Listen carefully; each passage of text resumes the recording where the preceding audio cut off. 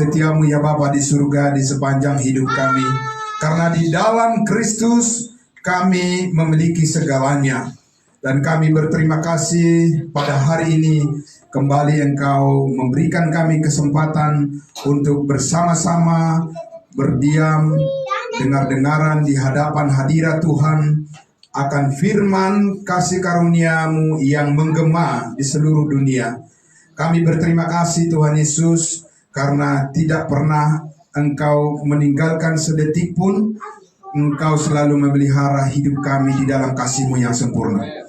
Terima kasih Bapa di dalam surga, puji namamu ya Bapa atas firman-Mu yang ajaib, yang terus mengubahkan hidup kami menjadi lebih baru lagi di dalam kebenaran-Mu. Dan kami bersyukur semua jemaat kudus-Mu sudah hadir di tempat ini, jemaat Gereja Injil Karunia Gerika Makedonia, dan juga semua saudara-saudara kami yang menyaksikan di mana saja, dari rumah melalui live streaming baik di Facebook maupun di YouTube. Tuhan memberkati semuanya. Di dalam nama Tuhan Yesus kami menyambut kebenaran firman-Mu yang menentukan arah daripada kehidupan kami yang berkenan kepada Tuhan. Terima kasih Bapa di surga. Haleluya. Amin. Puji Tuhan.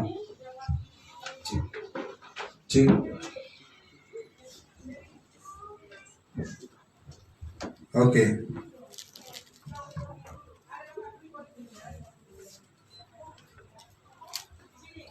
Cik, tes 1, 2.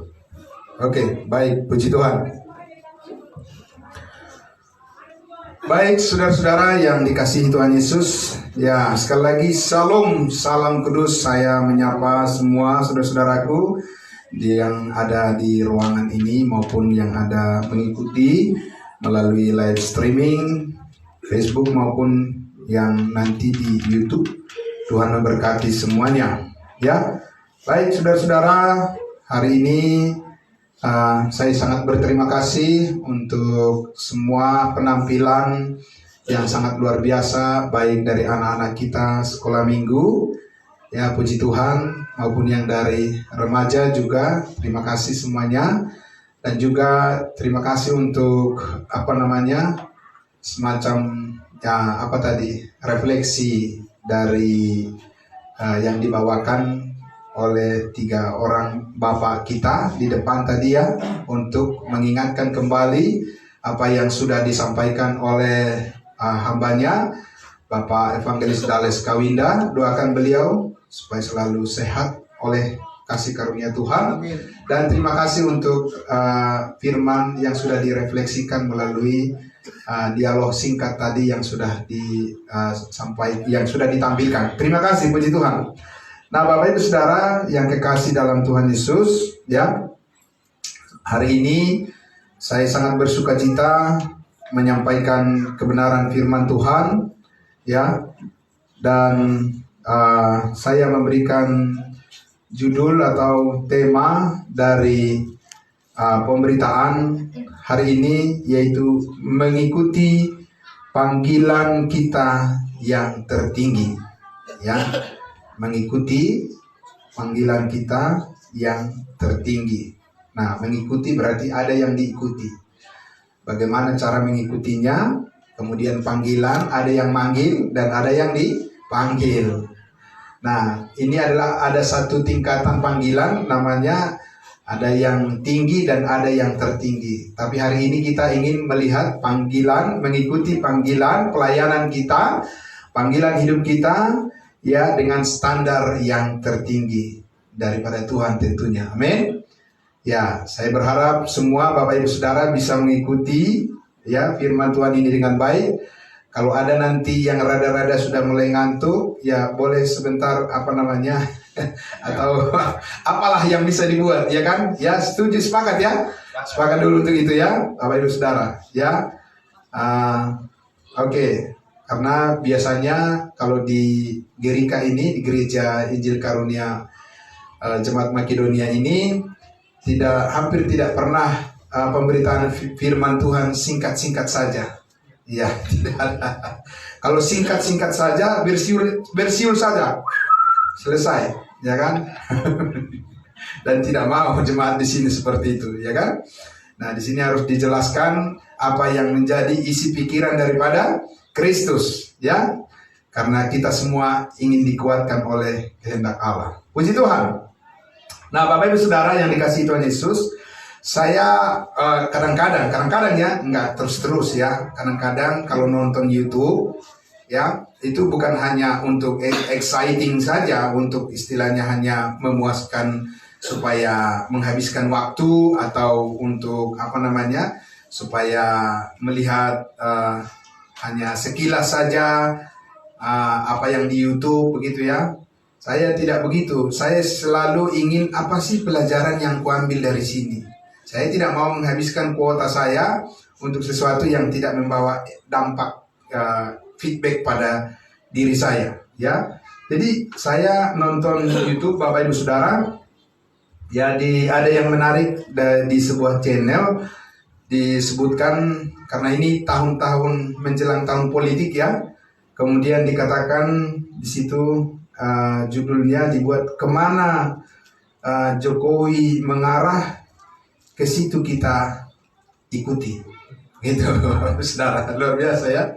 Nah, itu yang disebutkan di situ. Oh iya, karena sekarang sudah sudah berlomba ingin menampilkan diri supaya orang lain mengikutinya, begitu ya. Tapi itu tadi tagline-nya dibuat di situ, kemana Jokowi mengarah, ke situ kita mengikuti. Wow, luar biasa. Ya Bapak Ibu Saudara. Kenapa itu disampaikan? Itu pasti karena dia kenal betul pemimpinnya. Amin. Ya, ya. Iya, kalau tidak kenal betul pemimpinnya, tidak mungkin dia bisa membuat suatu pernyataan yang sangat kuat seperti itu, ya. Nah, karena dia tahu ada yang lebih benar, ya, bukan hanya sekedar benar, tapi ada yang lebih. Ya kan, semua orang yang lebih kan, Bapak Ibu Saudara, hadir di sini pingin yang lebih kan dari Tuhan ya. Amin, puji Tuhan. Ada yang lebih pantas diikuti dan bisa dipercayai, lebih bisa dipercayai. Makanya dia bilang, ya, kemana Jokowi mengarah, ke situ kita mengikuti. Bapak Ibu Saudara, saya ambil pelajaran yang sangat berharga dari situ, dari pernyataan itu, bahwa kita perlu bertanya, kemana gereja Injil Karunia akan mengarah, bergerak, Bapak Ibu Saudara. Ya, mau kemana kita mau bergerak di dalam kehidupan iman kita ini. Ya, karena ini akan terus bergerak, tapi kemana akan bergerak terus, Bapak Ibu Saudara. Ya, dan itu sangat penting. Karena apa? Karena sangat rugi sekali kalau kita sebagai umat Kristen hanya ikut-ikutan saja bergereja. Rugi. Saya kasih tahu saja Bapak Ibu Saudara, masih ada waktu Bapak Ibu Saudara untuk merenungkan kehidupan ini selagi Tuhan kasih. Rugi kita kalau kita masuk ke sebuah gereja hanya untuk ikut-ikutan saja. Ya, saya juga tidak mau begitu. Jadi Kristen saya tidak mau. Ya, saya tidak mau hanya karena tradisi saja, tidak mau saya. Bapak Ibu Saudara, hidup itu hanya satu kali. Betul? Kalau itu sudah selesai, apa yang kita tabur itu juga yang akan kita tuai, betul kan? Nah, Bapak Ibu Saudara, nah sehingga saudara-saudara, kita penting sekali ya memahami sebuah gereja, di mana kita bergereja harus kita bisa memahami kemana nih arahnya gereja ini, ya kan? Apakah gereja ini hanya akan mengumpulkan perpuluhan supaya nanti banyak uangnya atau apa, Bapak Ibu Saudara, ya? Ataukah gereja ini hanya membina sebuah tradisi untuk ngumpul-ngumpul dan sebagainya? Bapak Ibu Saudara, itu penting, ya. Karena apa? Apakah ya hanya kita pergi ke sebuah gereja untuk mencari berkat-berkat gitu ya. Kemudian Bapak Ibu Saudara cari kesembuhan dan lain sebagainya. Bapak Ibu Saudara, itu harus, Saudara. Nanti akan kita lihat apa yang dikatakan Paulus tentang hal ini. Ya, supaya kita tahu kalau kita ingin bergerak, kita ingin berlari dan kita ingin mengejar, maka apa yang kita tuju itu harus clear, harus jelas, jangan abu-abu.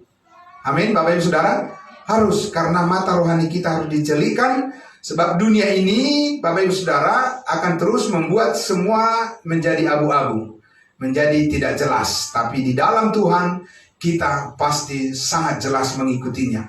Amin. Nah, Bapak Ibu Saudara, ya, Karena itu saya mengajak kita untuk membaca dari Filipi pasal 3.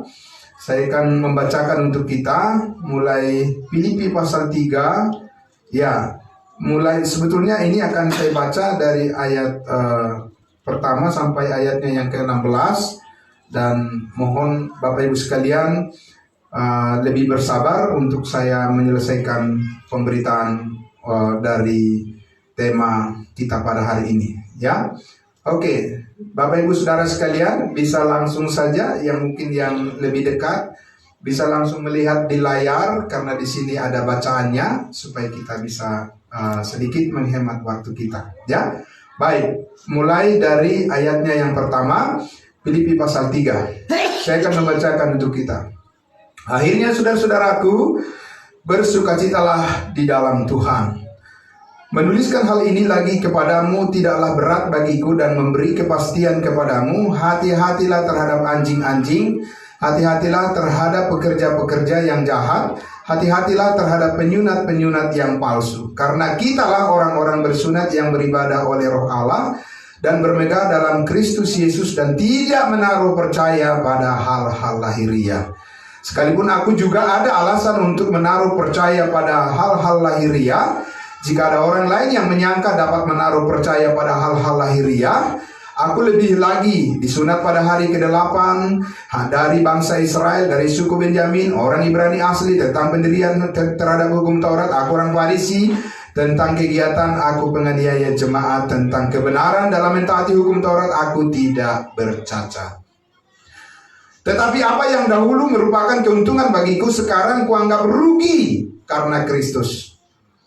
Malahan segala sesuatu kuanggap rugi karena pengenalanku, karena pengenalan akan Kristus Yesus Tuhanku lebih mulia daripada semuanya.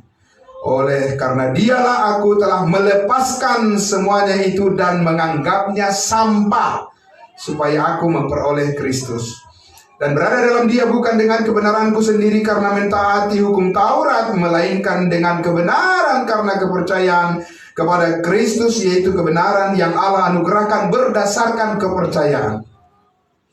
Yang kukehendaki ialah mengenal dia dan kuasa kebangkitannya dan persekutuan dalam penderitaannya, di mana aku menjadi serupa dengan dia dalam kematiannya, supaya aku akhirnya beroleh kebangkitan dari antara orang mati. Bukan seolah-olah aku telah memperoleh hal ini atau telah sempurna, melainkan aku mengejarnya kalau aku dapat juga menangkapnya, karena aku pun telah ditangkap oleh Kristus. Saudara-saudara, aku sendiri tidak menganggap bahwa aku telah menangkapnya, tetapi ini yang kulakukan, aku melupakan apa yang telah di belakangku dan mengarahkan diri kepada yang di hadapanku, dan berlari-lari kepada tujuan untuk memperoleh hadiah, yaitu panggilan surgawi dari Allah dalam Kristus Yesus. Karena itu marilah kita yang sempurna berpikir demikian, dan jikalau lain pikiranmu tentang salah satu hal itu akan dinyatakan Allah juga kepadamu. Tetapi baiklah, tingkat pengertian yang telah kita capai, kita lanjutkan menurut jalan yang telah kita tempuh. Haleluya, puji Tuhan. Bapak Ibu Saudara, terlalu banyak, sangat luar biasa berkat firman Tuhan yang bisa kita ambil dari bacaan yang sudah kita dengarkan tadi. Amin. Tapi saya akan membagikan saja dulu dalam 3 bagian supaya lebih mudah Bapak Ibu Saudara untuk menangkap, ya, dan memahami dengan baik, ya, bagaimana kita mengikuti panggilan kita yang tertinggi, yaitu panggilan surgawi. Itu tadi yang dikatakannya, panggilan surgawi. Tidak ada lagi yang lebih tinggi dari situ, kan? Dari surga, ya. Surga tempat yang paling tinggi, dan panggilan kita adalah panggilan surgawi, bukan panggilan duniawi. Ya, bukan panggilan di bawah-bawah, tapi panggilan yang sangat tinggi. Amin. Jadi tidak main-main, Bapak Ibu Saudara. Ya, ini adalah sesuatu yang sangat luar biasa, kehidupan yang amazing yang kita jalani sementara Tuhan kasih waktu bagi kita. Karena suatu saat akan ada waktunya berhenti. Betul ya, Bapak Ibu Saudara, ya. Karena itu seperti tadi pujian dari bapak-bapak yang sangat luar biasa, hidup ini adalah kesempatan. Jangan sia-siakan waktu yang Tuhan beri. Puji Tuhan. Bapak Ibu Saudara yang dikasihi Tuhan Yesus, ya, Jadi kita lihat di sini bahwa ya kita akan memahami dengan apa yang sudah kita baca tadi, Bapak Ibu Saudara. Kita lihat di sini bahwa mengikuti ya arah daripada sebuah gereja atau sebuah persekutuan itu harus kita kenali paling tidak dari dua hal. Ya, Bapak Ibu Saudara, dua hal. Yang pertama, harus dengan sangat jelas ajarannya tentang kebenaran. Amin. Bukan soal berapa banyak jumlah orangnya dan berapa banyak aset yang dipunyai. Tidak ada di Alkitab begitu, Bapak Ibu Saudara. Jangan tertipu oleh dunia ini. Amin. Ya, yang pertama adalah harus jelas bagaimana pengajaran kebenaran yang disampaikan di dalam satu komunitas yang disebut dengan gereja. Itu yang pertama, ya. Kemudian yang kedua adalah kita juga harus tahu apa yang salah atau bahkan apa yang sesat. Sebab kalau tidak, berarti saudara dan saya adalah calon mangsa daripada kesesatan yang akan dilakukan oleh antikristus atau yang dilakukan oleh iblis, ya, Bapak Ibu Saudara. Karena itulah kalau kita baca tadi baik-baik, kita arahkan lagi pandangan kita kepada firman Tuhan. Kita baca tadi di ayat 1 sampai yang ayatnya yang ke-6, saya akan baca pelan-pelan saja, ya. Dari 1b, ayat 1b, Filipi pasal 3, bisa dilihat di layar monitor. Menuliskan hal ini lagi kepadamu, kata Paulus kepada jemaat Filipi, tidaklah berat bagiku dan memberi kepastian kepadamu. Amin. Bukan keraguan-raguan, bukan samar-samar, bukan antara iya dan tidak, bukan abu-abu, tidak. Memberikan kepastian, Bapak Ibu Saudara, tentang apa yang benar dan apa yang tidak benar. Amin. Ya, Bapak Ibu Saudara. Mengenai apa? Ayat 2, hati-hatilah terhadap apa? Terhadap anjing-anjing. Nah, ini anjing-anjing bukan yang 4 kaki ini maksudnya ini. Kalau itu ya nggak usah hati-hati. Kalau rada-rada galak-galak udah langsung ini aja, ya kan? Langsung ganti nama, ya kan gitu ya. Bapak Ibu Saudara, hati-hatilah terhadap anjing-anjing. Ini adalah bukan yang berkaki 4 tapi berkaki berapa? Berkaki 2. Ya, waduh Bapak Ibu Saudara. Ini bukan kasar. Paulus bukan kasar. Ya, Yesus juga pernah mengatakan kepada orang Farisi, "Hei, kamu keturunan ular beludak." Nah, ya kan, siapakah yang mengatakan bahwa kamu akan bebas dari hukuman yang akan datang? Begitu ya. Nah, Bapak Ibu Saudara, ini bukan kata yang kasar. Ya, tapi ini adalah suatu peringatan terhadap sesuatu yang membahayakan. Ya kan? Bayangkan Bapak Ibu kalau ada misalnya kebakaran, udah kebakaran di rumah tetangga. Kebakaran. Udah keburu habis. Oh, kebakaran. Begitu supaya langsung heboh. Karena apa? Itu bahaya kalau nggak diselamatkan. Amin. Itu maksudnya di sini, ya.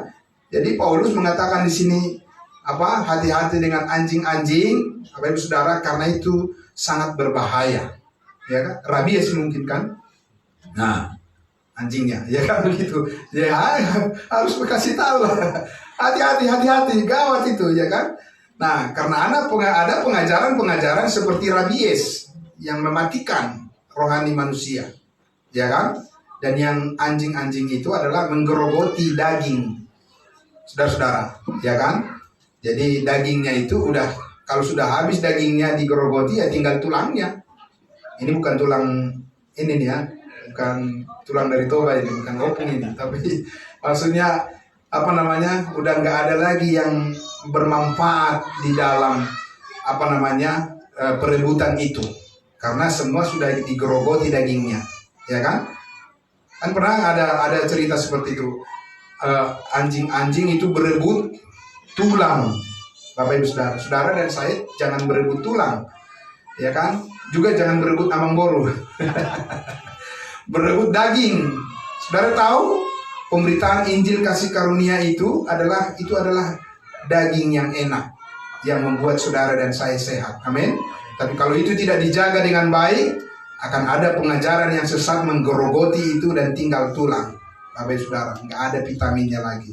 Gereja persekutuan yang benar, gereja orang kudus, kalau tidak menjaga terus kebenaran kasih karunia Allah, firman pemberitaan yang benar di dalam gereja itu akan datang, Bapak Ibu Saudara, itu pengajar-pengajar palsu dan akan menghancur leburkan dan membuat kumpulan orang Kristen, orang kudusnya Tuhan itu akan menjadi batu sandungan bagi dunia ini saja. Kalau tidak dijaga, karena semua akan digerogoti dagingnya. Ajaran kebenarannya akan diganti dengan kepalsuan. Sudah ada seperti itu terjadi, banyak yang seperti itu terjadi, Bapak Ibu Saudara. Tidak usah saya sebutkan di sini, tapi saya sendiri melihatnya juga. Bapak Ibu Saudara, karena itulah Paulus mengatakan hati-hatilah terhadap anjing-anjing, karena inilah suatu ungkapan yang keras untuk menegaskan supaya hal yang berbahaya itu, Bapak Ibu Saudara, kalau anak-anak kecil kan nggak tahu yang berbahaya kan, pegang-pegang pisau kemana-mana, tembak-tembakan, lempar batu kepala orang, kayak gitu, anak kecil kan, wah kayak gitu Saudara. Tapi kalau kita, karena di dalam Kristus kita sudah menjadi dewasa, karena Dia sudah mengampuni segala dosa kita, Yesus sudah mengalahkan maut, Yesus sudah mengalahkan kuasa dosa, maka kita adalah anak-anak yang sudah diperhitungkan dewasa di dalam Dia. Amin.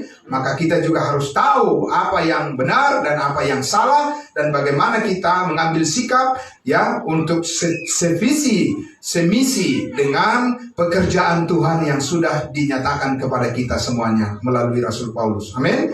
Jadi saudara, jadi kalau dokter itu, dokter itu udah pasti, kalau obat keras pasti ditulis di situ apa? Berbahaya. Nggak mungkin nggak ditulis berbahaya di situ.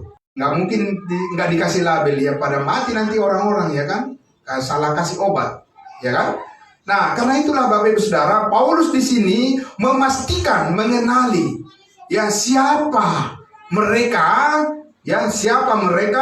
siapa yang menjadi lawan, dan apa yang benar, dan itu akan sangat merugikan. Kemudian dikatakan pekerja-pekerja, di sini dikatakan pekerja-pekerja yang jahat, Pekerja-pekerja yang jahat di sini adalah dia tidak melakukan keadilan seperti Kristus. Keadilan yang dinyatakan oleh Kristus, dia mau mati berkorban bagi keselamatan orang lain. Amin. Saudara dan saya yang sudah tahu keselamatan, yang sudah menikmati kasih karunia Tuhan, kita akan menjadi orang yang tidak adil kalau kita tidak memikirkan orang lain. Betul? Iya, saudara. Ya kan? Kita harus menjadi orang yang adil dalam dunia ini. Kita sudah menerima berkat yang besar, berkat keselamatan yang besar dari Tuhan, maka kita juga harus membagikannya kepada orang lain. Amin. Jadilah manusia yang adil. Ya kan? Janganlah kita menjadi orang percaya yang egois, yang tidak peduli dengan nasib orang lain. Saudara yang dikasihi Tuhan Yesus. Dan dikatakan penyunat-penyunat palsu. Penyunat-penyunat palsu ini masih banyak sekarang ini, saudara-saudara. Karena ini adalah orang-orang yang mencoba menanamkan suatu pemahaman bahwa dengan perbuatan-perbuatan baiklah orang akan diselamatkan. Itu adalah penyunat-penyunat palsu, Bapak Ibu Saudara. Yang selalu mengajarkan tidak cukup hanya dengan iman masuk surga, tapi harus ditambah juga dengan perbuatan-perbuatan baik, barulah masuk surga. Itu sama penyunat-penyunat palsu namanya. Yang menanamkan sebuah pengajaran yang mengacaukan kasih karunia Allah. Bapak Ibu Saudara, Jadi itu diidentifikasi dengan sangat jelas, Bapak Ibu Saudara. Bukan selalu berkata, sama aja kok semuanya, kan? Banyak jalan menuju ke Roma. Ini bukan menuju ke Roma, ini ke surga, Bapak Ibu Saudara. Amin. Jangan sama-samakan, sama semuanya sama kok, kan? Agama itu sama kok, keyakinan itu sama. Tujuannya satu, sama jalannya aja yang beda-beda. Pintar sekali ya. Bapak Ibu Saudara. Saudara harus memiliki pengertian yang clear. Tidak, kan? Putih adalah putih, hitam adalah hitam. Tidak boleh kita satukan menjadi abu-abu. Amin. Memang ada warna yang abu-abu karena sengaja memang sudah dibuat begitu. Tapi itu tidak akan meniadakan yang putih, kan? Bapak Ibu Saudara, amin. Tidak akan membuat saudara, begitu saudara melihat yang abu-abu, langsung buta, nggak bisa lagi lihat yang putih. Tetap masih bisa lihat yang putih. Lihat yang hitam juga masih jelas. Amin. Jadi itu Bapak Ibu Saudara. Karena itulah Paulus di sini, saudaraku yang dikasihi Tuhan Yesus, mengatakan bahwa kita harus bergerak, ya, bergerak ke arah, ya, saudara-saudara, apa yang Tuhan inginkan, apa yang dikehendaki oleh Tuhan. Karena dikatakan di situ ayat 3, karena kita adalah orang-orang yang bersunat. Amin. Loh, kok kita jadi orang yang bersunat? Bukan kita orang yang tidak bersunat. Selama ini di saat teduh apa yang dikatakan? Bangsa lain adalah orang yang tidak bersunat. Tapi Paulus katakan di sini orang yang bersunat. Kita lah orang yang bersunat. Apa sih artinya sunat, Bapak Ibu? Sunat itu artinya adalah pemisahan antara yang kotor dan yang bersih. Amin. Apa kekotoran daripada manusia di dunia ini? Dosa. Amin. Dan itu sudah dipisahkan oleh Tuhan Yesus, sudah disucikan oleh darah Yesus di atas kayu salib. Amin. Dan dengan disucikannya kita, ya, maka kita pun sudah disunat di dalam Kristus Yesus. Amin. Kita udah bersih di dalam darahnya, bukan di dalam perbuatan baik kita, bukan di dalam usaha kita, tidak. Perbuatan baik kita, pikiran kita, ya kan, manusia itu masih tetap aja Victor. Victor, ada Victor, Pak Victor di sini. Tapi bukan Pak Victor yang di sini ya. Ya, oke ya, saudara-saudara. Karena bagaimanapun kita masih ada pikiran apa? Pikiran yang kotor manusia itu, ya kan? Tetapi di dalam darah Yesus kita sudah apa? Di dalam darah Yesus kita sudah bersih, sudah suci, Bapak Ibu Saudara. Ya. Nah, karena itulah dikatakan kita adalah orang yang bersunat, yang beribadah oleh roh, bukan yang beribadah oleh daging. Bukan yang beribadah oleh kedagingan, Bapak Ibu Saudara. Tidak. Banyak orang yang beribadah dengan kedagingan. Ya, kenapa? Karena mereka menolak Injil kasih karunia. Ya, kedagingan semua. Ya kan? Siapa contohnya? Orang Israel. Sungguh-sungguh giat untuk Allah, tetapi tanpa pengertian yang benar, sia-sia. Bapak Ibu Saudara, jangan mau hidup menjadi sia-sia. Kita harus hidup bermanfaat, Bapak Ibu Saudara. Bermanfaat karena kasih karunia Tuhan, bukan bermanfaat karena ide-ide imajinasi kita. Bapak Ibu Saudara, tidak. Itu akan tetap sia-sia semuanya. Ya. Nah, saudara yang dikasihi Tuhan Yesus, karena itulah dikatakan di situ, kita adalah orang yang bersunat, yang beribadah oleh Roh Allah, yang bermegah dalam Kristus Yesus dan tidak menaruh percaya pada hal-hal lahiriah. Ya. Sekalipun aku juga ada alasan untuk menaruh percaya pada hal-hal lahiriah, jika ada orang lain yang menyangka dapat menaruh percaya pada hal-hal lahiriah, aku lebih lagi disunat pada hari yang ke-8 dari bangsa Israel, dari suku Benjamin, orang Ibrani asli, tentang pendirian terhadap hukum Taurat, aku orang Farisi, tentang kegiatan aku penganiayaan jemaat, tentang kebenaran dalam mentaati hukum Taurat, aku tidak bercacat. Bapak Ibu Saudara, semuanya itu adalah kebanggaan tersendiri buat Saulus. Bukan Paulus, tapi buat Saulus yang dulu dia belum diselamatkan. Dia sudah pernah bangga dengan semuanya itu, saudara. Paulus bilang udah telat. Ya kan, kamu berbangga dengan hal-hal lahiriah di dunia ini udah telat. Aku udah dari situ. Lebih daripada apa yang kamu punya, aku sudah pernah punya. Amin. Lebih daripada apa yang kamu banggakan, aku sudah lewat dari situ. Ya, saudara-saudara, jangan kembali ke kubangan, jangan kembali kepada hal yang tidak punya arti di hadapan Tuhan. Bapak Ibu Saudara, karena itu dia katakan di situ, ya, kita lihat, ya, saudara-saudara, di ayatnya yang ke-7. Ini bagian yang kedua, kita lihat. Tetapi apa yang dahulu merupakan keuntungan bagiku, apa yang dahulu keuntungan bagi dia, dia udah sebutkan tadi. Semua hal-hal kebanggaan secara dunia yang dibanggakan oleh dunia ini, saudara-saudara. Ya, kesukuan, kebangsaan, ya, tingkat sosial, saudara-saudaraku, ya, segala macam fasilitas, jabatan, semua kan Saulus kan pernah punya itu. Dia punya itu, saudara-saudara. Punya pengikut yang banyak, ya, dia punya itu, dia pernah mengalami itu, saudara-saudara. Dan dia udah lewat itu, ya, saudara-saudara. Jadi kalau saat ini misalnya ada orang berbangga, misalnya dia punya istri 2, punya istri 3, punya istri 4, bangga kan? Nah, itu ada satu lagu yang paling saya tidak suka tuh. Sungguh alangkah senangnya senangnya dalam hati punya istri yang kedua. Punya istri 2. Kalau istri yang satu ngambek pergi ke istri yang satu, itu lagu yang paling saya benci, saudara-saudara, ya kan? Salah satu ya. Ada juga saya lagu-lagu itu saya perhatikan ini, saya benci nih lagu ini, ya kan? Kenapa ngajak orang untuk sesuatu yang nggak benar kan, saudara? Apa kamu bangga? Kamu baca kitab Amsal, Salomo itu istrinya 1000, nol kamu, ya kan? Jangan kamu bangga dengan itu, paham saudara? Nol, kamu nol. Kalau kamu bangga karena kamu punya istri 2, 3, 4, nol kamu. Baca Alkitab. Salomo itu punya istri berapa? 1000. Sampai mampus dia. Iya kan? Paham saudara? Iya. Jadi belajar kepada Alkitab supaya kita mengerti apa kehendak Tuhan yang benar. Amin. Saudara, jangan bangga di situ. Banggalah kalau mengenal kasih karunia Tuhan Yesus yang sudah mengampuni segala dosa kita sekali untuk selama-lamanya. Bangga di dalam Tuhan, amin. Bangga karena kita tidak ada apa-apa di situ selain daripada pujian dan hormat kemuliaan bagi nama Tuhan, amin. Amin. Saudara yang dikasihi Tuhan Yesus ya. Jadi Paulus katakan ya di situ tadi di ayatnya yang ke-8, malahan segala sesuatu kuanggap rugi karena pengenalanku akan Kristus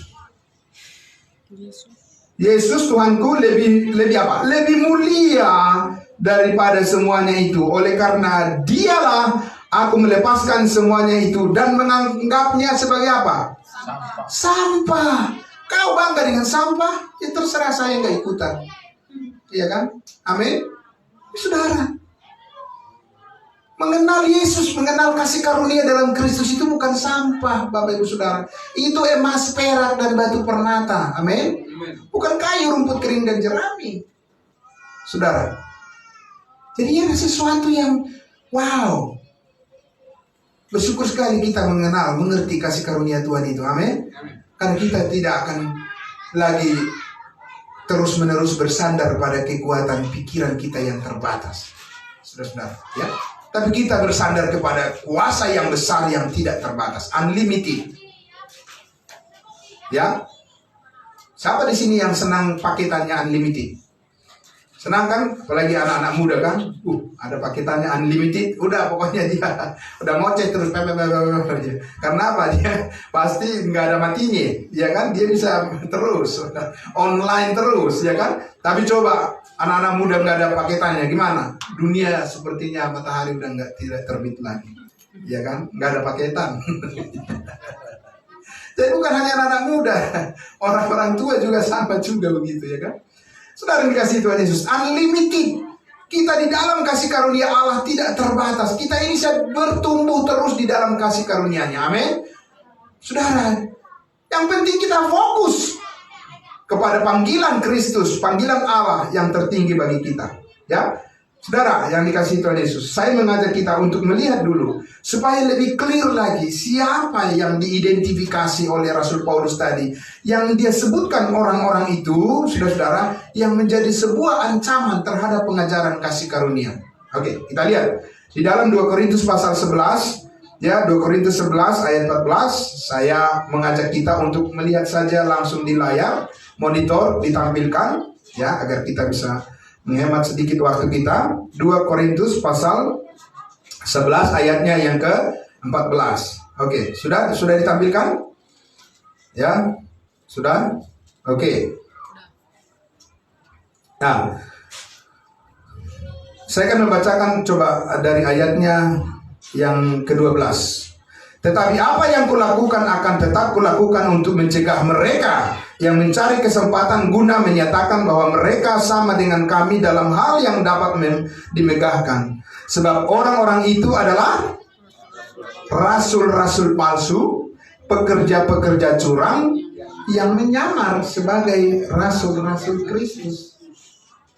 Berdiri di mimbar-mimbar gereja, bukan di mana mereka, bukan di jalanan mereka urak-urak arak-arakan atau tawuran, bukan. Mereka berdiri di mimbar-mimbar gereja sebagai rasul-rasul seperti rasul-rasul Kristus. Kalau saudara tidak bisa membedakan itu, saya sudah katakan tadi, saudara adalah calon bakal yang akan masuk ke dalam jerat, ya, kesesatan. Ayat 13, ya, ayat 14. Hal itu tidak usah mengherankan, sebab iblis pun menyamar sebagai malaikat terang. Wow, saudara tidak memiliki pandangan, pengertian yang clear terhadap kebenaran. Gak bisa saudara menghindar dari situ, gak bisa. Saudara gak bakalan bisa membedakan itu, ya kan? Setinggi apapun pendidikan saudara, sampai S1, S2, S3, S4, S-teler, gak bisa membedakan itu, saudara. Gak bisa, ya kan? Karena apa? Karena iblis pun menyamar seperti malaikat terang. Hanya firman kasih karunia Allah yang bisa membedakan itu, yang bisa membuat saudara mengerti, oh iya, ini berarti salah. Amin. Saudara, betapa bangganya kita bersahabat dengan orang yang bisa membedakan antara yang benar dan yang salah. Kalau nggak bisa dibedakan, saudara, wah, suami istri nggak bisa membedakan apa yang benar dan yang salah. Tiap hari ribut. Karena apa? Nggak ada yang bisa membedakan yang mana yang benar dan yang mana yang salah. Maka timbul apa? Egoisme. Ya kan? Dalam gereja juga begitu. Antara orang tua dengan anak juga bisa begitu, saudara. Tapi kasih karunia itu membuat clear. Amin. Saudara, bukan menang-menangan di situ. Amin, saudara. Bukan menang-menangan. Kita mau taat pada apa yang dikatakan oleh firman Tuhan. Amin. Tapi untuk itu kita belajar. Kenapa? Jangan kita berpikir bahwa kita tahu bagaimana penyesatan itu berjalan. Tidak tahu kita, kecuali kita diterangi oleh firman kasih karunia Tuhan. Manusia batiniah kita tahu, saudara. Karena iblis pun menyamar seperti malaikat terang. Ya, 15. Jadi bukanlah suatu hal yang ganjil jika pelayan-pelayannya menyamar sebagai pelayan-pelayan kebenaran. Wow, saudara. Mengerikan sekali ya. Luar biasa. Kalau bukan Tuhan yang bekerja, kalau bukan karena kebenaran kuasa Tuhan yang membuka pikiran dan pengertian kita, nggak bisa, saudara. Pasti kita juga menjadi bagian daripada korban, di mana kita juga akan masuk ke dalam suatu pemahaman yang keliru, dan rugilah kita dalam kehidupan kita ini. Tapi saudara bersyukur ya, ada firman Tuhan yang menolong kita ya, Bapak Ibu Saudara. Jadi dikatakan di ayat 16, ulangi lagi, Paulus ulangi lagi, karena ikutilah teladanku, kata Paulus, sama seperti Paulus meneladani Kristus.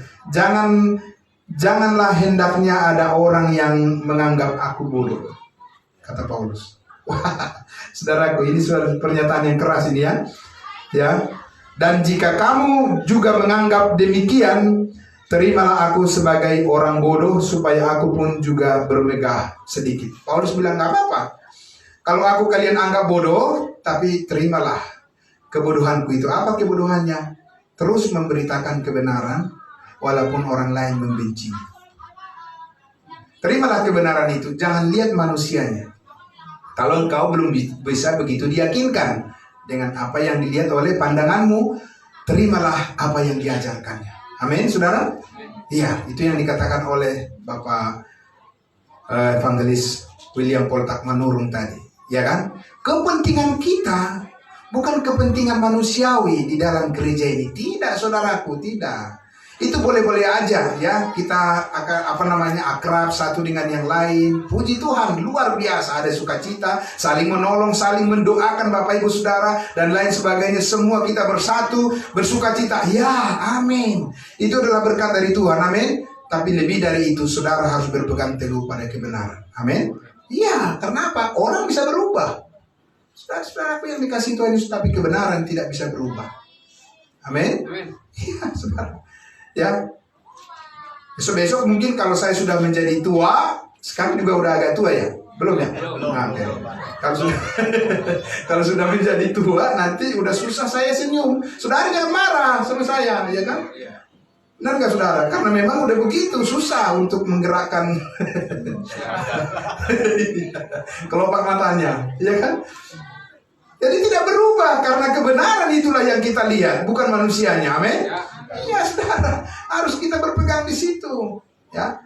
Bukan orang-orangnya yang pertama yang menjadi perekat bagi kita, tapi apa? Pengertian yang kita peroleh dari firman Allah. Itu yang menjadi pegangan kita. Saudara, yang dikasih dalam Tuhan Yesus. Jadi, saudara, kalau kita lihat tadi, Paulus bilang, hati-hatilah pada anjing-anjing, ya, hati-hatilah pekerja curang, hati-hatilah kepada mereka pengajar palsu dan lain sebagainya. Saya kasih tahu saudara, itu adalah dari pengalaman dia pribadi. Ya, dia sudah dari situ, saudara. Dia udah pernah menjadi pengajar sesat di situ. Ya kan, dia udah pernah menjadi pembunuh orang-orang percaya, pengikut Yesus Kristus. Jadi bukan omong kosong. Memang itu benar-benar adalah pengalaman dia, sehingga dia memperingatkan jangan, Bapak Ibu Saudara. Ya, saudara kasih Tuhan Yesus karena dia mau agar semua jemaat Tuhan, orang kudusnya Tuhan menjadi dewasa, matang di dalam berpikirnya, yaitu pikiran Kristus. Amin. Dia mau, jangan menjadi orang yang lemah menghadapi persoalan di dunia ini. Jangan mau, saudara. Jadilah kuat di dalam kasih karunia Tuhan. Amin. Iya, saudara, jangan taruh keyakinan dengan persoalan yang ada di dunia ini. Tidak. Masalah akan berlalu. Dia tidak akan bertahan, saudara-saudara. Yang bertahan adalah orang-orang benar yang selalu setia kepada Tuhan. Amin. Karena apa? Karena kebenaran itu tidak pernah berubah. Amin. Situasi akan berubah, saudara-saudara. Saudara dikasih Tuhan Yesus. Karena itulah, ya, kita sangat bersyukur karena Saulus dulu pernah seperti itu. Aku juga pernah seperti itu, saudara-saudara. Tidak persis ya seperti pengalaman Saulus ya, tapi paling tidak selama 22 tahun saya juga termasuk juga jadi anjing-anjing juga. Dari mana? Saya tahu. Karena selama sampai umur 22 tahun saya masih meyakini bahwa keselamatan itu adalah harus dengan iman dan perbuatan, dan itu juga saya kasih tahu ke orang-orang. Keyakinan saya seperti itu. Berarti itu juga menggerogoti. Itu yang menggerogoti pengajaran kasih karunia. Maaf. Karena sesudah saya kenal kasih karunia ini, oh iya, berarti bukan dengan perbuatan ya masuk surga ya. Wow. Luar biasa, saya kira dulu dengan perbuatan. Karena itu yang ada di pikiran saya. Itu yang saya terima dari orang-orang yang sebelumnya. Saudara yang dikasihi Tuhan Yesus, kita semua mungkin punya pengalaman yang seperti itu masa lalu kita. Ya, saudara. Karena itulah ini diperingatkan, kita tidak boleh kembali ke situ lagi. Yang lama sudah berlalu dan yang baru sudah datang. Berikutnya, kita lihat dikatakan tadi di ayat 7. Ya, kita kembali ke Filipi pasal 3 tadi, ya. Filipi pasal 3, Paulus katakan di situ, tetapi, tahu saudara kata tetapi di sini? Tetapi itu artinya apa? Berbalik arah. Yang tadinya kepalanya ke bawah, sekarang kepalanya kemana? Ke atas. Jadi benar begitu. Ya. Saudara kalau lihat orang misalnya berjalan kepalanya ke bawah, bagaimana saudara? Kabur. Ya kan, benar nggak saudara? Ya kabur lagi kita. Waduh, apa itu? Ya kan, pocong bukan, manusia bukan. Pasti kita kabur, saudara. Melarikan diri kan, benar nggak? Ya. Itu saudara, kita harus melarikan diri dari pengajaran yang tidak benar. Amin. Iya, tapi kalau kita nggak ngerti, kita mendekat-dekat lagi situ kan, mendekat-dekat gitu ya kan. Tahu-tahu kita udah dijerat dengan pikiran yang salah. Jangan, saudara. Ya. Nah, karena itu, saudara, tetapi apa? Apa yang dahulu kuanggap merupakan keuntungan bagiku, sekarang kuanggap rugi karena Kristus. Berbalik arah dia, drastis, saudara-saudara, ya, sangat drastis, saudara. Yang tadinya dia ikut bagian dari yang disebutkan dia tadi, ya, orang-orang yang selalu menyesatkan, ya, menggerogoti ajaran kasih karunia, ya kan? Yang Paulus mengajarkan hukum Taurat bermacam-macam, ya. Dia menjadi orang yang curang, tidak adil, ya kan, Bapak Ibu Saudara. Orang-orang Farisi itu suruh orang melakukan, tapi dia sendiri tidak mau melakukannya. Orang lain aja, saya nggak ikutan gitu. Untungnya aja buat saya, ya kan. Makanya ada istilah apa? Damai madihamu, durung-durung madihamu. Gitu kan, ada yang seperti itu kan. Kasih karunia bagi kamu, buat saya adalah persembahan. Waduh, ya kan? Iya, dia hanya suruh orang aja, dia tidak mau mengerjakannya. Kenapa? Banyak saudara-saudara pendeta-pendeta yang tidak tahu menginjil. Kenapa? Dia tidak tahu Injil. Injil apa? Saudara, terima Yesus, buka hati. Tak ada di Alkitab kasih karunia dikatakan terima Yesus, buka hati, undang Yesus, undang Roh Kudus. Nggak ada. Saudara, yang ada adalah percaya Yesus mati hapus segala dosa dan engkau dimeteraikan dengan Roh Kudus. Amin. Itu saudara-saudara. Nah, jadi tidak menjadi orang-orang yang menyesatkan orang lain. Harus menjadi orang yang adil. Orang yang menyatakan keadilan Allah di dalam Kristus Yesus. Bukan keadilanmu, bukan keadilanku. Bukan keadilan manusia, tidak. Tapi keadilan Allah di dalam Kristus yang sudah menyatakan kasih yang sempurna. Itulah keadilan. Amin. Dan semua orang harus bercermin dan harus menerima itu sebagai keadilan yang berlaku di antara kita sesama kita semuanya. Itulah sebagai center, sebagai pusat daripada pandangan kita. Karena di dalam Kristus semuanya kita sudah diampuni. Amin. Ya. Makanya Paulus katakan di Efesus pasal 4 ayat 32, hendaklah kamu ramah seorang terhadap yang lain, penuh kasih mesra dan saling mengampuni. Sebagaimana Allah di dalam Kristus telah mengampuni kamu lebih dulu. Jadi itu keadilan. Amin saudara. Iya. Itu adalah keadilan daripada Allah yang seadil-adilnya sempurna. Tidak ada lagi keadilan yang lebih daripada di luar itu saudara. Ya. Orang di dunia ini mencari keadilan, tapi kebohongan jalan terus. Ya kan? Nanti bagaimana memutarbalikkan, bagaimana supaya nanti ada kesalahan di dalam penilaian hakim. Hakim pun bisa dikebuli, hakim pun bisa didustai. Tapi segala hakim yaitu Yesus Kristus Tuhan kita tidak mungkin bisa didustai. Amin. Karena itu dia menyatakan keadilannya di dalam kebenaran yang kita percayai. Bapak Ibu Saudara yang dikasihi Tuhan Yesus, karena itulah ya kita akan melihat arah iman yang benar, pengenalan Kristus, pengenalan kita akan Kristus Yesus saat ini. Bapak Ibu Saudara, adalah Paulus katakan tadi apa? Karena itu ya di ayat 9, dan berada di dalam Dia. Berada di mana? Berada di dalam Kristus Yesus. Bukan karena menaati hukum Taurat, melainkan apa? Dengan kebenaran karena kepercayaan kepada Kristus, yaitu kebenaran yang Allah anugerahkan berdasarkan kepercayaan. Bukan berdasarkan perbuatan, saudara-saudara. Saudara dikasihi Tuhan Yesus di dunia ini, ya apa sih kamu itu? Udah apa perbuatanmu? Apa perbuatanmu? Loh. Bukan itu, saudara. Ya kan, kalau ada orang mengatakan begitu, apa sih perbuatanmu juga apa? Kenapa? Karena Yesaya mengatakan apa? Kesalehan kami adalah seperti kain kotor. Ya. Itulah sebabnya Efesus 2 ayat 8 dan 9 berkata, sebab karena kasih karunia kamu diselamatkan, itu bukan hasil usahamu tetapi pemberian Allah. Itu bukan hasil pekerjaanmu. Jangan ada orang yang memegahkan diri. Siapa sih orang yang memegahkan diri? Yang selalu mengatakan dia akan jadi benar karena perbuatan. Itu orang yang sombong itu. Saudara?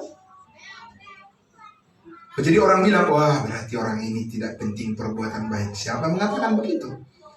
Ya, perbuatan baik itu adalah perbuatan Allah di dalam Kristus. Enggak ada perbuatan baikmu yang lebih daripada itu. Jadi kalau engkau tidak menunjuk pada pekerjaan Allah di dalam Kristus, itu sia-sia. Amin.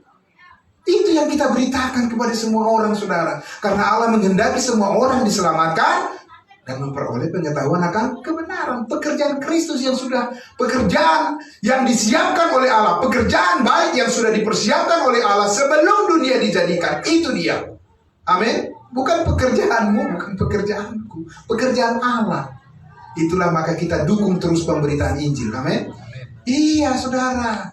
Jadi kalau kita bilang bagaimana saya mendukung pekerjaan Allah, masih susah dipahami, saudara. Masih susah kita mengerti, masih sulit kita ikuti panggilan tertinggi daripada Allah yang sudah sampai pada kita. Tidak susah, Bapak Ibu Saudara. Semuanya sudah dijelaskan di dalam firman ini, saudara. Ya, pekerjaan baik yang dipersiapkan oleh Allah sebelum dunia dijadikan adalah pekerjaan yang sempurna yang dilakukannya melalui anaknya yang tunggal. Amin. Bukan ide-ide saudara dan saya. Bukan, saudara. Ya, tidak. Kalau pekerjaan baik itu adalah atas ide-ide saudara dan saya, pasti ada kesombongan. Walaupun gak ngomong orangnya, tapi di dalam batinnya, karena itu adalah pekerjaan daging. Ya, saudara. Sekarang dikasih Tuhan Yesus, mari kita mengarah kepada panggilan yang tertinggi daripada Tuhan. Kita ikuti apa yang sudah dilakukan oleh Allah, ya, melalui anaknya yang tunggal Yesus Kristus, Bapak Ibu Saudara. Supaya kita tidak jatuh kepada kedagingan. Kita terus hidup dipimpin oleh Roh Kudus. Saudara, sedikit lagi, ya, saya mengajak kita untuk melihat di dalam, ya, mari kita lihat dulu di dalam 2 Korintus pasal 5 ayat 16 dan 17. 2 Korintus pasal 5 ayat 16 dan 17.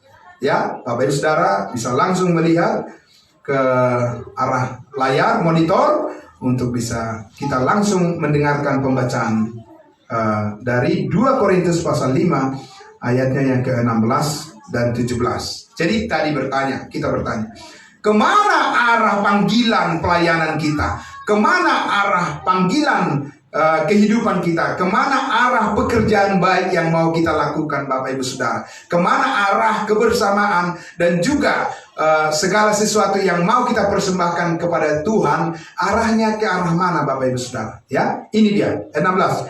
Sebab itu kami tidak lagi menilai seorang pun menurut ukuran manusia. Ya, tidak menurut ukuran manusia. Dan jika kami pernah menilai Kristus menurut ukuran manusia, sekarang kami tidak lagi menilainya demikian. Saudara, kalau mengukur kebenaran Kristus sebagai manusia, bagaimana kita? Di mana kita membacanya? Di Alkitab. Bagian mana? Matius, Markus, Lukas, Yohanes. Disitulah kita menilai kemanusiaan Yesus yang sempurna. Betul? Iya, saudara-saudara. Tetapi menilai kemanusiaan Yesus yang sempurna hidup di bawah hukum Taurat. Dan ketika dia menyelesaikan itu di atas kayu salib, ya semuanya, dia katakan apa? Sudah selesai? Tidak menilai lagi dengan cara bagaimana Yesus ketika hidup di dunia ini, saudara-saudara. Loh, apakah itu artinya bahwa kita tidak belajar tentang kebaikan-kebaikan yang dilakukan oleh Tuhan Yesus selama di dunia ini? Tentu saja, saudara-saudara. Ya, tetapi saudara-saudara, kita perlu memahami bahwa, saudara, di ayatnya yang ke-17, kita lanjut dulu, ya, supaya lebih jelas. Ya, ayat 17. Jadi siapa yang ada di dalam Kristus, ia adalah ciptaan baru, yang lama sudah berlalu, sesungguhnya yang baru sudah datang. Itu yang lama tadi. Pengenalan akan Kristus sebagai manusia, dan kita ambil bagian di dalam apa yang dilakukannya di bawah hukum Taurat, bukan bagian kita, saudara-saudara. Lalu bagian kita di mana? Bagian kita saat ini adalah bagian di mana kita mengalami hidup barunya Kristus. Hidup baru itu sebenarnya bukan hidup baru kita. Tidak. Bukan. Kita ini adalah orang yang sudah mati dahulu karena pelanggaran dan dosa kita. Kita nggak punya hidup yang baru, saudara. Tapi ketika Yesus bangkit dari antara orang mati, dia memiliki hidup yang baru, hidup yang kekal, hidup yang surgawi. Itulah yang dibagikan kepada setiap orang yang percaya dan melalui meterai Roh Kudus. Itulah yang saudara jalani saat ini. Amin. Itu manusia baru maksudnya. Manusia batinia. Saudara, kita mengenali diri kita, mengidentifikasi diri kita, hidup kita berdasarkan hidup yang ada di dalam hidup yang baru, yaitu hidup Kristus itu sendiri. Amin, saudara. Ke situ arah kita berjalan gereja ini, saudara-saudara. Ke situ arahnya. Siapa yang ingin diberkati oleh Tuhan di dalam hidup yang baru itu, mari kita sama-sama. Amin. Mari kita sama-sama bertumbuh. Karena itu adalah keuntungan kita. Itu adalah merupakan kebahagiaan kita, sukacita kita, emas, perak, dan batu permata. Ketika kita jumpa dengan Tuhan Yesus nanti, saudara-saudara. Ya, di sini kita tidak bisa saling menghakimi satu dengan yang lain, karena tunggulah hakim yang adil nanti akan menyatakannya. Di sini kita hanya bisa melayani Dia dengan sepenuh hati kita. Amin, saudara. Saudara aku yang dikasihi Tuhan Yesus, Karena itulah di ayatnya yang ke-12 sampai 16 kita kembali ke bagian yang terakhir. Ya, kita kembali ke bagian terakhir kita, yaitu Filipi pasal 3 tadi dikatakan dari ayatnya yang ke-12 ya sampai 16, bukan seolah-olah aku telah memperoleh hal ini atau telah sempurna, melainkan aku apa? Apa saudara? Melainkan aku apa? Iya, dia tidak mengatakan ya sudah pasrah aja lah dalam hidup ini, ya berpangku tangan. Enggak, saudara, tidak. Saudara yang dikasihi Tuhan Yesus, dikatakan di situ, aku mengejarnya. Amin. Ada yang dikejar. Apa yang dikejar? Perbuatan yang dikejar? Tidak, saudara. Bukan perbuatan yang dikejar oleh Rasul Paulus. Apa yang dikejar, saudara? Saudara-saudara, aku sendiri tidak menganggapnya bahwa aku telah menangkapnya, tetapi ini yang kulakukan. Aku melupakan apa yang telah di belakangku, itu tadi yang lama, pengajaran yang lama, ya, dan mengarahkan diri kemana? Kepada apa yang ada di hadapanku, dan berlari-lari kepada tujuan. Ada tujuannya. Tujuan hidup kita sudah jelas. Amin. Untuk memperoleh apa? Untuk memperoleh hadiah, yaitu panggilan surgawi dari Allah yang dalam Kristus Yesus. Karena itu, marilah kita yang sempurna berpikir demikian. Amin. Wow, saudara-saudara, marilah kita yang sempurna berpikir demikian. Wah, berarti saya bukan orang bodoh. Saya bukan anak-anak. Saya sudah orang yang disebut apa? Sempurna di dalam Kristus. Oh iya, saya harus menghargai itu. Amin. Iya, hanya orang yang dewasa yang tahu menghargai. Anak kecil mana tahu sih menghargai, saudara-saudara? Ya kan, merusak aja kerjanya. Ya tapi memang itu adanya, jangan marahin terus dia, jangan ditabokin anak-anak itu. Ya kan, karena memang ya begitulah. Baru diberesin, baru dibetulin rumahnya, udah sebentar aja udah berantakan semuanya. Memang begitu, saudara. Tapi tidak begitu seterusnya. Anak ini nanti akan menjadi dewasa. Amin. Iya, saudara. Tapi posisi saudara dan saya di dalam Kristus dikatakan, marilah kita yang sempurna berpikir demikian. Demikian apa? Ya. Dan jikalau lain pikiranmu tentang salah satu hal itu akan dinyatakan Allah juga kepadamu. Tetapi ini yang mau dikejar. Tetapi baiklah tingkat pengertian yang telah kita capai, kita lanjutkan menurut jalan yang telah kita tempuh. Bapak Ibu Saudara, berlari-lari mengejar, ya, mengejar tujuan surgawi, yaitu meningkatkan apa? Siapa bisa jawab? Meningkatkan apa? Iman. Siapa tadi yang menjawab? Iman. Meningkatkan pengertian, saudara-saudara. Karena apa? Nggak ada orang yang paling menyebalkan dari orang yang tidak mau mengerti. Saudara tahu itu. Ya, di dunia ini orang yang paling menyebalkan adalah orang yang tidak mau mengerti. Saudara tahu itu. Karena itulah suami istri harus mengejar terus bagaimana pengertian itu harus sampai sama-sama mengerti. Bagaimana gembala dengan jemaatnya harus sama-sama mengerti. Bagaimana sesama pelayan harus sama-sama mengerti. Saudara-saudara. Karena apa? Perpecahan itu, keributan itu, pertentangan itu, kedengkian itu, kekecewaan itu, permusuhan itu, pembunuhan itu lahir dari mana? Karena ketiadaan kesepahaman. Saudara.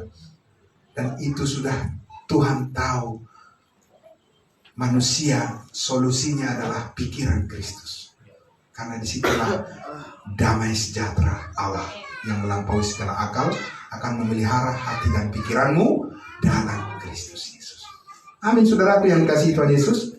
Amin. Itulah cara Allah bekerja, yaitu membangun pengertian kita, understanding kita, pengertian kita terhadap kehendaknya yang surgawi, pengertian kita terhadap firman kasih karunia-Nya, pengertian kita terhadap kasih Allah yang begitu dalam, begitu tinggi, begitu luas, saudara-saudaraku, begitu panjang, dan kita ada di dalamnya.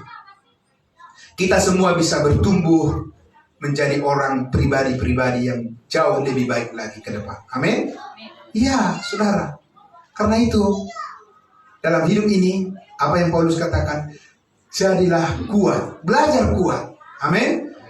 Iya, saudara, karena memang untuk itulah kita dipanggil. Kita bukan diciptakan dalam Kristus Yesus menjadi orang-orang yang rapuh. Tidak, saudara. Karena manusia kita yang ada pada kita adalah diciptakan manusia baru. Amin.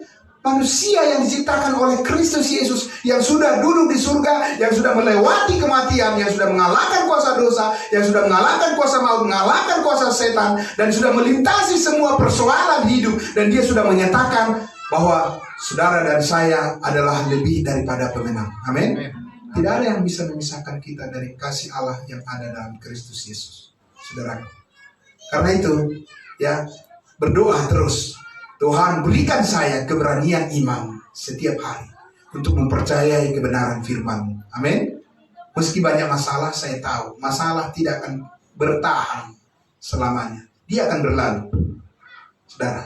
Tapi kebenaran-Mu yang ada padaku akan tetap bertahan dan membawa sukacita yang besar. Amin. Puji Tuhan.